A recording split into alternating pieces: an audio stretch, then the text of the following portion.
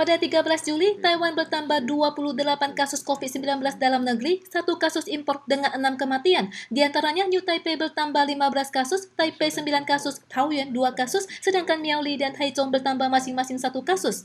Ketika wabah merebak di Taiwan, hak pindah kerja PMA dibatasi. Sejak 6 Juni, pemerintah Taiwan menghentikan perpindahan kerja untuk semua PMA di Taiwan. Kemudian pada 1 Juli membuka pelonggaran pemindahan kerja khusus untuk PMA informal. Dan pada tanggal 13, perpindahan kerja untuk semua PMA kembali dibuka. Majikan baru harus mengatur PMA untuk melakukan tes PCR dalam 3 hari sebelum mulai kerja dan biaya PCR ditanggung oleh majikan baru. 新的雇主要去安排移工去做 PCR 的检测，那要安排1人1室。 Selama pandemi, penduduk Taiwan tidak dibatasi kebebasan dalam mencari pekerjaan. Hal ini membuat Serikat PMA berpendapat kebijakan larangan pemindahan kerja bersifat diskriminasi karena kebijakan ini menyebabkan sebagian PMA yang awalnya berpeluang mulai bekerja pada bulan Mei dan Juni atau baru saja mendapatkan pekerjaan kemudian menjadi pengangguran.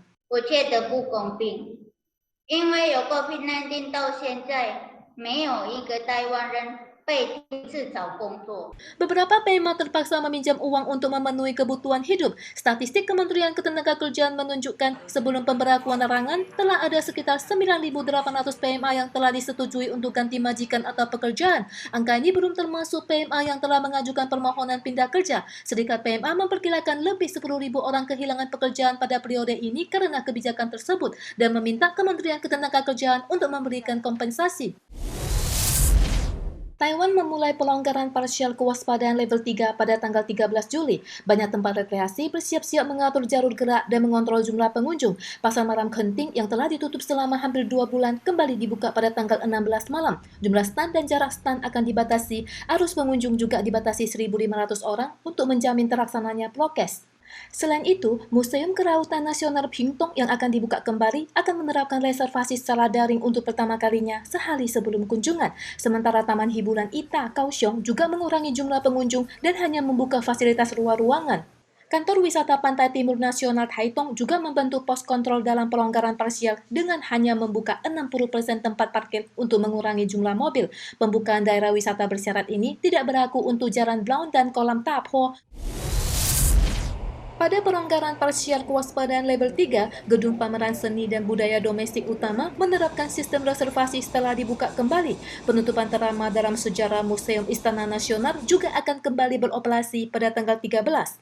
Pengunjung harus reservasi secara daring sehari sebelum kunjungan. Pembukaan terbagi atas 2 sesi dalam 1 hari, di mana 1 sesi hanya terbuka untuk 100 orang. Selain itu, pengunjung disarankan membawa air minum sendiri karena museum tidak menyediakan dispenser air dan air hanya boleh diminum di luar ruangan. Staf museum juga harus memakai masker mulut dan masker muka. Pada area pameran juga akan ditandai jaga jarak sosial. Selain itu, perangkat sentuh dan pemandu audio ditutup untuk sementara. Selain Museum Istana Nasional, museum dan galeri seni besar di seluruh Taiwan juga menerapkan mekanisme reservasi daring dalam menghadapi arus pengunjung pada tanggal 13. Galeri Seni Nasional dan Pameran Solo Seniman Jepang Chiharu Shiota di kota Taipei membuka reservasi pada tanggal 12 pagi. Reservasi 8 hari pertama telah penuh.